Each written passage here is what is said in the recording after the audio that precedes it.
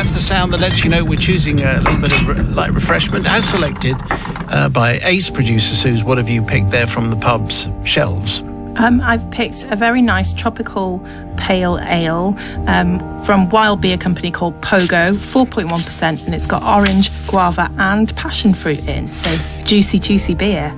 Juicy beer, thank you. Matt will have a half, but not until a whole lot later because there's serious work to be done. Yeah. Today's confession comes from Mags. Simon, Susie, Holly and Matt. I'm confessing this on behalf of my dad, who is now in his 80s and still quite a handful. My dad is called Bill and is Glaswegian, but I don't think you'll need to use your talents for him, Simon. Oh, really? That seems a shame. Yep. My dad was living with my stepmom, Judy, not her real name, and stepdaughter, and they had a lovely dog, Snoopy, which my stepsister, we'll call her Emma, used to walk along the very quiet road where they lived. Not very far, as she was quite young, about 10 years old at the time. Very, very occasionally, Snoopy would need to respond to nature. Yeah, got it. But as Emma was quite young, she would hurry home and my stepmom would go straight out and clear it all up. This worked well, as it was a quiet road and Emma could not manage to hold the dog and safely clear up on her own. So, this worked well until a very unpleasant woman saw the drop-off and Emma leaving it and then came out to admonish her. Emma tried in vain to explain that her mum was coming out to clear it all up, but this woman just shouted and shouted and shouted until eventually Emma began to cry. Aww. She continued to shout and eventually Emma left and came home very, very distraught. The leaving was removed, but Emma was too scared to take Snoopy out on her own ever again. Now, Bill is both vengeful and creative. Good. Also can bear a grudge to Olympic level and will never forget a slight to him or his family. So over the next few weeks, his plan was hatched. The horrible woman, we can call her Grotbag, it's her real name, and her poor husband were very regimented. The washing was done on a Friday, the car wash every Sunday morning, the shopping was done on a Thursday. You get the picture. She also always put a load in the tumble dryer every Saturday morning. Bill had observed this behaviour and was biding his time. Then, with the stealth and ninja-like skills that he had, he struck. Late one Friday evening, he took Snoopy for the late night walk that he had suddenly introduced to the regime. He approached Grotbag's house and emptied a whole bottle of washing up liquid into the outlet for their tumble dryer. He left. He came home. This was pre-camera doorbells and CCTV, so all he had to do was be quiet. Okay. Saturday morning came and chaos broke out on the street. As per usual, Grotbag put her smalls on to tumble dry. The heat, damp and air that were released from the tumble dryer were forced out of the outlet and caused the washing up liquid to transform into a foam party scene that would have made any Ibiza club proud. But in a residential driveway and garden, there were bubbles absolutely everywhere, and that was not what we expected in this day and age. Initially, Mr. and Mrs. Grotbags were unaware, so this built up nicely for a while until they opened the door to a wall of foam. Mr. Grotbag had to fight his way out to work out what was happening, but apparently he was completely stumped. The neighbours were all out watching as foam was heading into their gardens, getting caught on the breeze. He tried to swipe it away, but that didn't work. He tried to stamp it away. No success. He tried to shout it away. What a pointless thing to do, even less success. Yeah. Meanwhile, Mrs. Grotbag was screaming at him in a shrill but unrecognisable accent. Okay, go on. Why don't you do something? He was yelling back, also in an unrecognisable accent. What the heck do you suggest I do? She was kicking the phone from the step, and then it started to come into his house. Her house. So she slammed the door, leaving her husband in a cloud of foam. She could be seen in the front window watching as her regimented weekend descended into chaos. He continued to rush around, achieving absolutely nothing, but eventually worked out it was the dryer and turned it off. Bill witnessed all this as Snoopy was out on his newly installed morning walk at this time. Bill later heard via neighbours that they thought it was a new detergent that they'd used, but strangely, it never happened again. As I say, I'm sending this in on behalf of Bill. I don't think he's sorry in the least. If Grotbag had listened to Emma instead of yelling at her like a banshee, peace would have reigned. So really, she got what she deserved, in my opinion, like father, like daughter.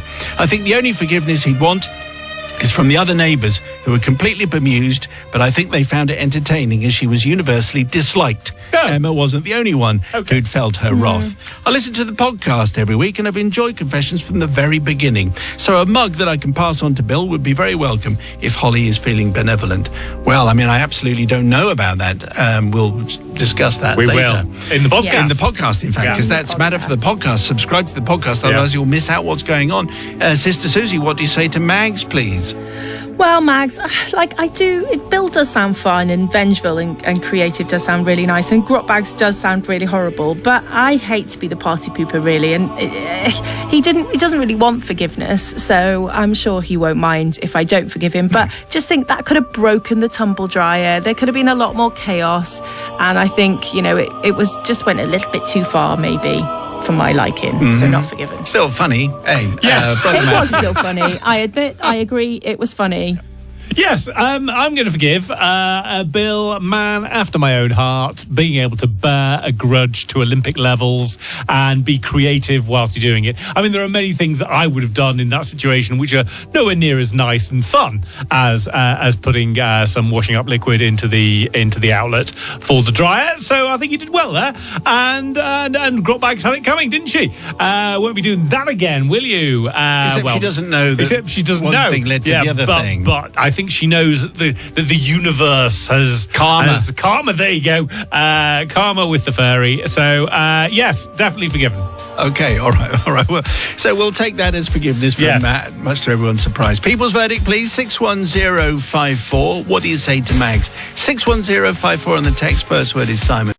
Just before the news, a confession from Mags, a story of revenge, which started off with a grotty neighbour shouting at a child and ended up with a whole lot of washing liquid poured into a tumble dryer with lots of foam and lots of cross neighbours. The people's verdict is in. Here we go. So forgiven, says Bev. Washing liquid in the tumble dryer outlet is genius. Sounds like she got karma. Hannah says not forgiven. This sounds like an absolute nightmare. Foam everywhere sounds incredibly annoying. But Tanya, in a very stormy March in Cambridge, says definitely forgiven. The lady got what she deserved. I felt a little bit sorry for her husband since he was the target of her wrath, but I'm sure that wasn't the first or last time.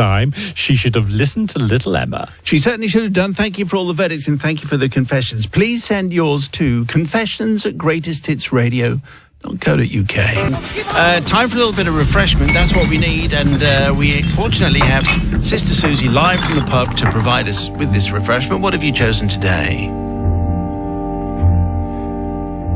Coming in, please, Sister Susie. Yes. There she is. There you go. That's a relief.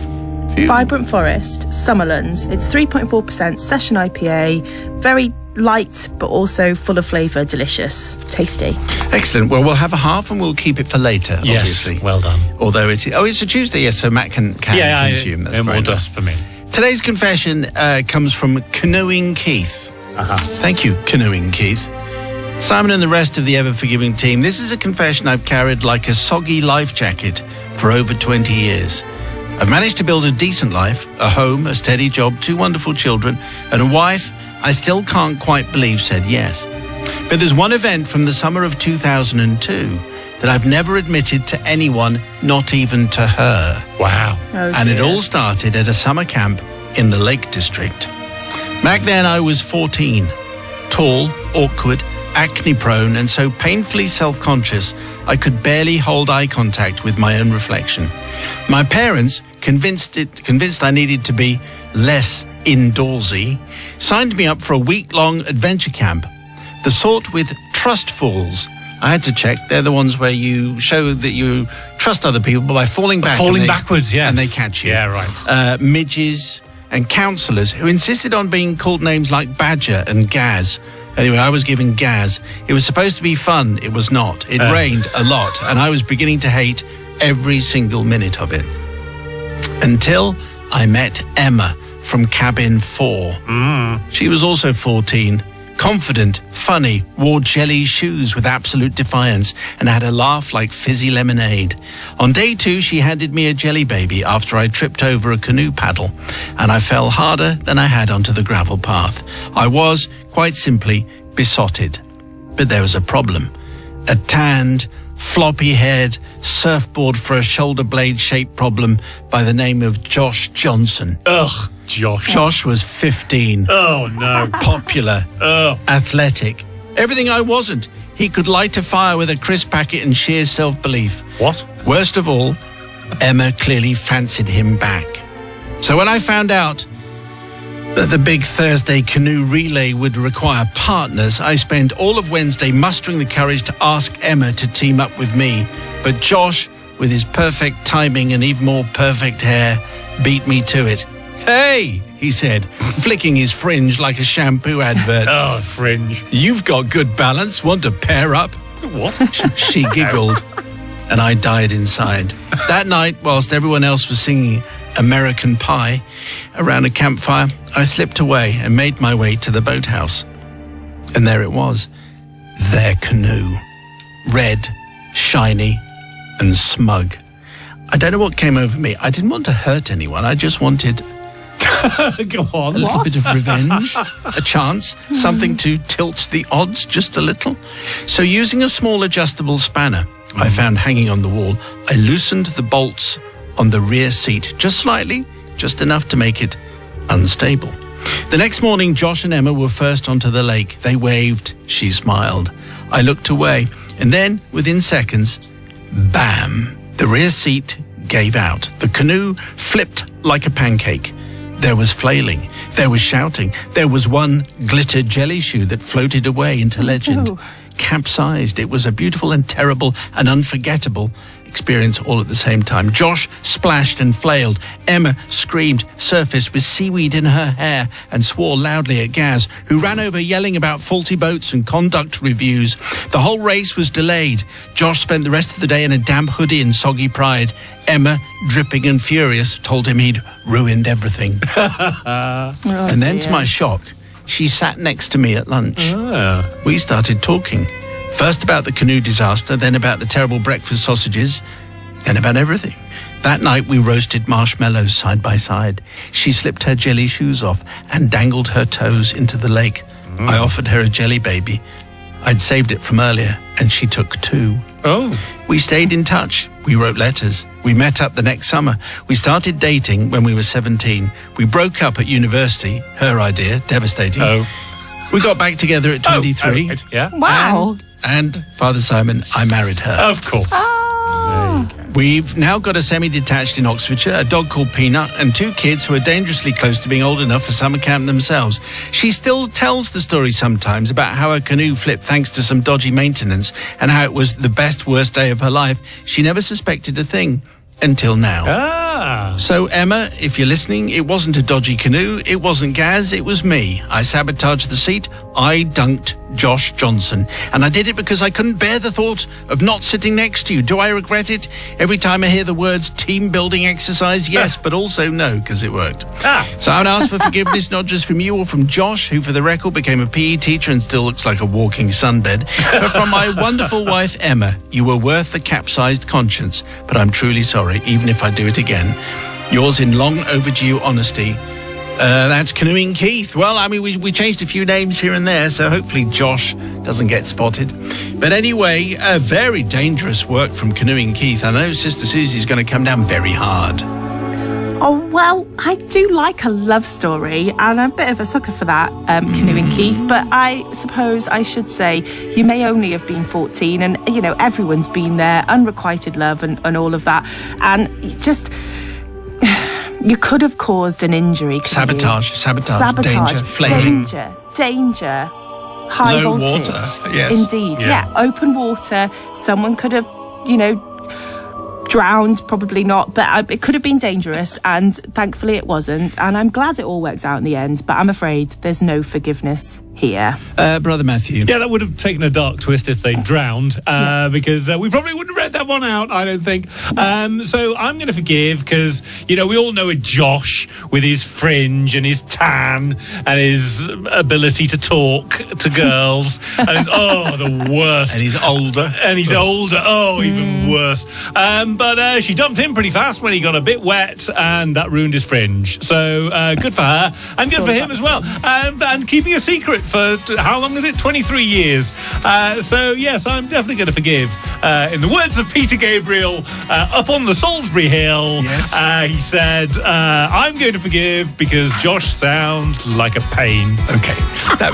Yeah. Okay, that was a soliloquy almost. Yeah, it was. 61054, first word is Simon. Forgiveness or no for Canoeing Keith?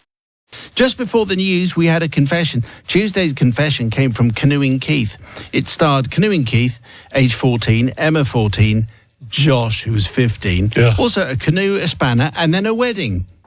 And a capsizing. Yeah. The people's verdict is in. Here we go. Forgiven, says Faye in Weymouth. Incredible confession. His plan was executed perfectly, and he ended up with his dream girl. Barry says forgiven. It all turned out great at the end. His plan was fantastic, and the handsome 15-year-old sounded annoying. But Samantha says not forgiven. This guy sounds incredibly jealous of the handsome fringe chap. It's not his fault that he's better looking. I feel sorry for them as their canoe capsized. I'd have been so upset. Thank you for all the verdicts. And thank you for the confessions. You can send yours to confessions@greatesthitsradio.co.uk.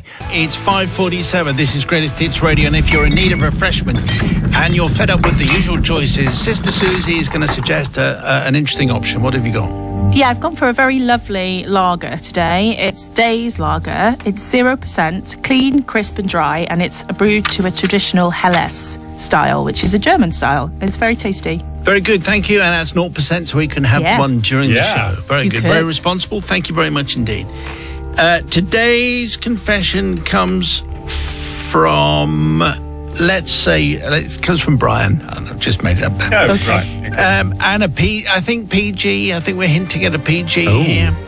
Brian says, Father Simon, Brother Matt, Sister Susie, and all forgiving collective. Let me take you back to the early 90s. I was a young and thrusting corporal in the British Army. I was deployed on I was deployed on a 5-year posting to a brigade headquarters, and unlike other postings, I was given my own office within the brigade HQ building. As you can imagine, being a junior NCO, this was unknown. Usually us lowly ranks had to share, but not this posting. My office wasn't much, but I decided to paint and furniture my new office. So to furniture is clearly a verb. Anyway. Is it? Yes. To make it as homely and relaxing as any workspace could be. So I festooned it with all types of military regalia, pictures, regimental plaques, even a regimental tablecloth for my coffee table. But pride of place in my new office was the one piece of equipment that was my pride and joy, a coffee percolator. Every morning, I would arrive early, carefully measure the required amount of my favorite ground coffee, place it in the filter, fill the glass coffee pot with bottled water, no foul-tasting tap water for this NCO, carefully pour the water into the percolator and turn the machine on. The thrill it gave me to hear the coughing and gargling sound the percolator made as it slowly and methodically made a steaming hot fresh pot of coffee for me to enjoy in our office. Wonderful, sounding like one of our ads at the moment. I savoured the aroma of the coffee as it filled my office, and I would shiver with anticipation, waiting to taste the first cup of the day. Such joy. I was then ready to face the day and deal with whatever issues the senior NCOs and officers would bring to me to deal with to make their lives easier. After a while, as you can imagine, the fresh smell of coffee wafted down the corridor of the brigade HQ, and it started to attract some attention from the aforementioned senior NCOs and officers, who were obviously impressed that this low-life junior NCO had a percolator, whilst they only had a kettle and instant coffee to sustain their day. My office soon became a social hub of various ranks. Then one day along came an officer. We in the lower ranks would call him a Rupert.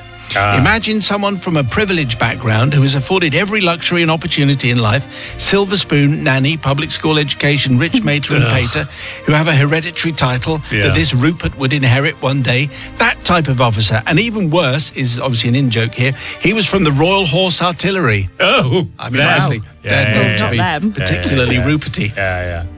I first met this Rupert on his first day at the Brigade HQ. I positioned myself behind my desk and commenced the daily paperwork. It was then I noticed the new Rupert briskly walk past my office without so much as a good morning. No worries, I was used to that from certain officers. But after a few seconds, he appeared at my open door. He sniffed the air for a moment, eyes darting about to see where the smell of freshly made percolated coffee was coming from. His eyes opened wide as they locked on my pride and joy. Without so much as a by your leave, he grabbed the handle of my coffee pot and walked out with all the coffee. Straight into his office, slamming the door behind him as he entered his office. I was flabbergasted. My coffee whisked away right under my eyes, and being a junior NCO, I was in no position to protest to an officer.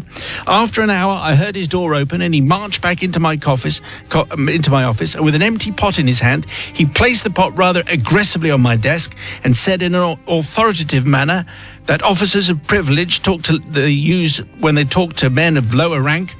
"I have run out of coffee. Could you make me some more?" Oh, nice. I mean, I don't know. That was very good voice, though. It was good. And marched out of the office. As you may have gathered, I was rather upset with all this. Now, I'm going to leave out some bits and pieces here. As this became his daily routine, and it somewhat annoyed me. I was paying for his coffee. I was ashamed to admit, the next day, I arrived at my office early as usual. I picked up the percolator pot. I will leave the finer details to your imagination, but suffice to say, I walked down the corridor with it and I found somewhere else to fill it, and also something else to fill it with. Right. Not that. Oh, that. Well, I mixed it 50-50 and then topped it up with the dreaded tap water. I then went back into my office and proceeded to make the coffee.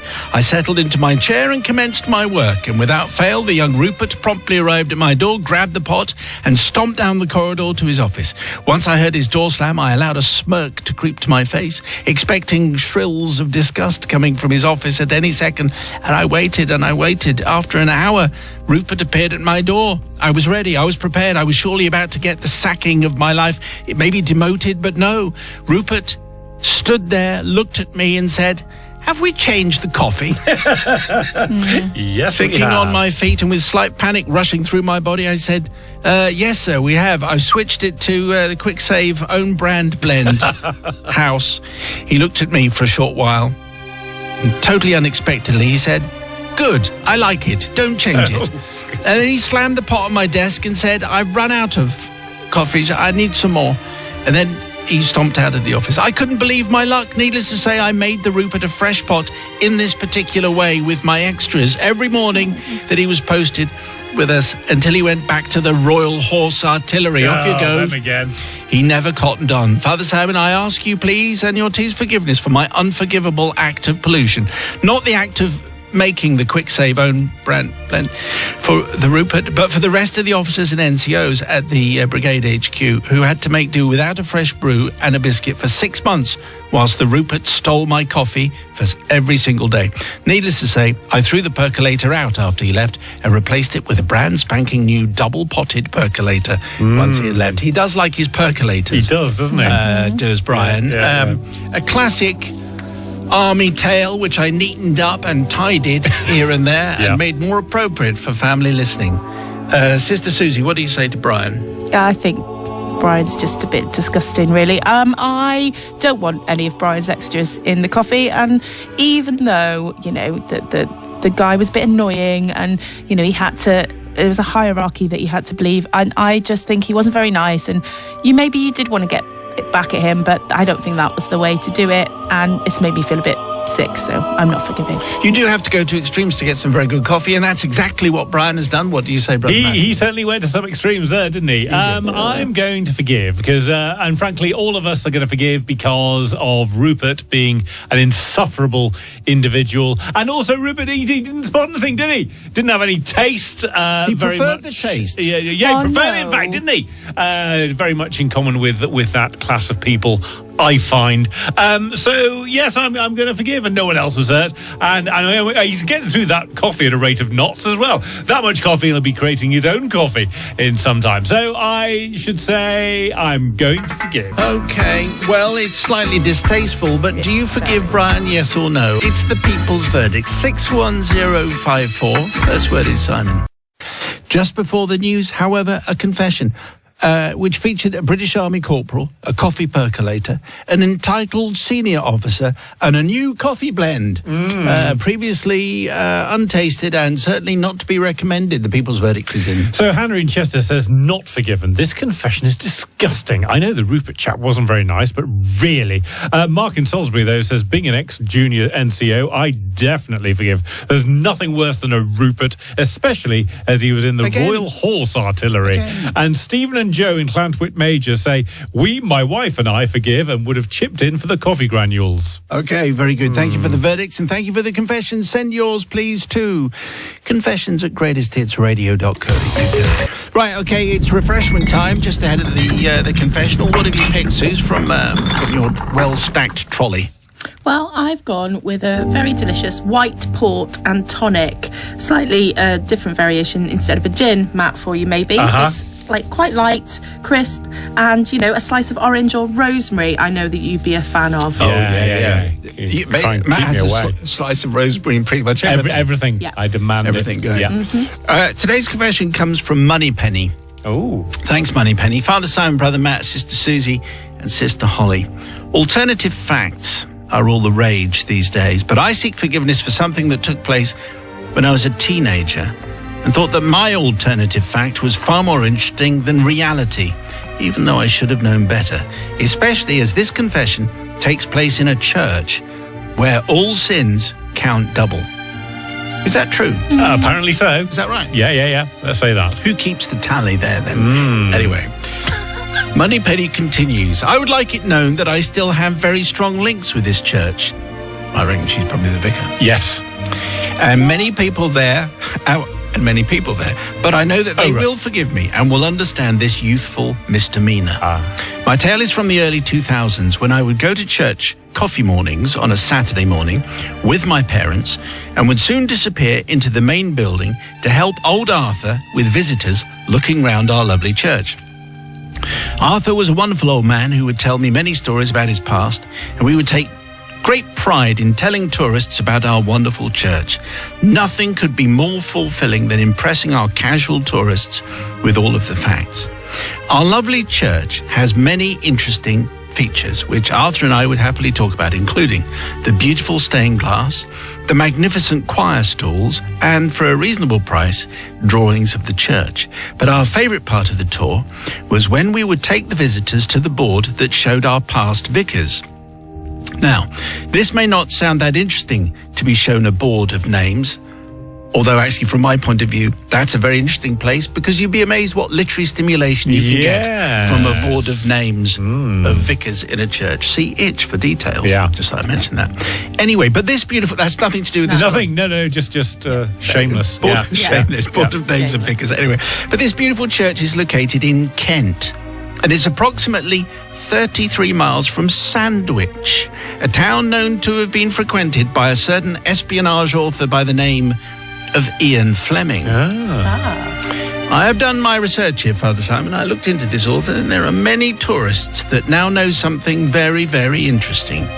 And that is because, on a visit to our church many decades ago, Ian Fleming, dressed immaculately in a classic British suit from Savile Row and a shirt from Jermyn Street, noticed from our notice board that centuries ago, in the 1780s, I believe, the vicar here was James Bond. Oh. Wow. Mr. Fleming, of course, was seen by those on the tour with him to be most interested in this fact and wrote it down in a little notebook, dropping a half-crown into the collection plate.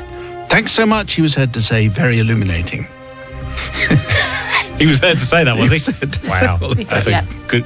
Glad someone heard that. These are the claims, anyway, I would say, that he named his most famous character from our church notice board. There are others that say it was from an ornithology book, but that was just a trick he played to disguise the true source, which was an 18th century vicar.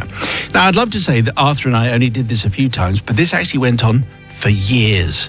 And even now, many years later, when I absolutely should know better, especially as I was until recently one of the church wardens, I do still tell visitors that our church was in fact the inspiration for the name, and then I might say very quietly the actual origin as well. We believe hundreds of people have been told this alternative fact.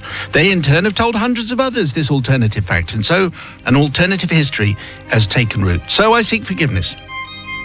Not just from the ever-forgiving collective, but from the many, many visitors who may well have gone home and proudly told their friends and family that they have been to the place that inspired the most famous spy in the world, well, his name anyway, and then been laughed at when someone corrected them, and also from my friends and family who still attend this church and may not have realised how much fun Arthur and I have had showing all our visitors around.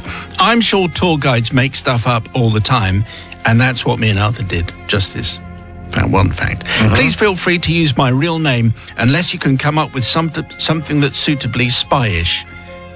Lots of love, Moneypenny. So I did. Yeah, well, I came up with something anyway. Yeah. So this is very interesting. I mean, I am fairly sure that tour guides, nice fade, nice crossfade there. Yeah. That tourists in general, tour guides, they go, well, this was, created by Oliver Cromwell when he was into trifles, and he dedicated his life to custard. And people go, oh, really? That's very interesting. But anyway, Moneypenny has done this for real. And if you still think that James Bond got it, there obviously was a James Bond who was a vicar in the 1780s because he's on the board. Yeah. But it's just not that one. Anyway, Sister Suze, what do you say?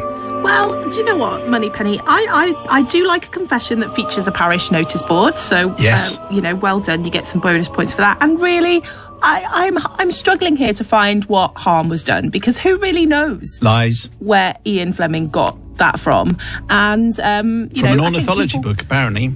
Well, found it more interesting, maybe, the people that visited the church knowing that fact. So maybe, that helped. And I'm feeling quite generous today. So I'm going to forgive it. So my fact is more interesting than your fact. And so therefore, I'm going to believe it. Yes. That's the way the world turns, Matt. Yes, it is. That's where we are now. I'm going to forgive because, I'm sure tour guides, when you've done enough tours where you go around the same places all the time, then you've got to liven it up, haven't you? You've got to spice it up. And sometimes you need to maybe slip in something that might not be 100% true.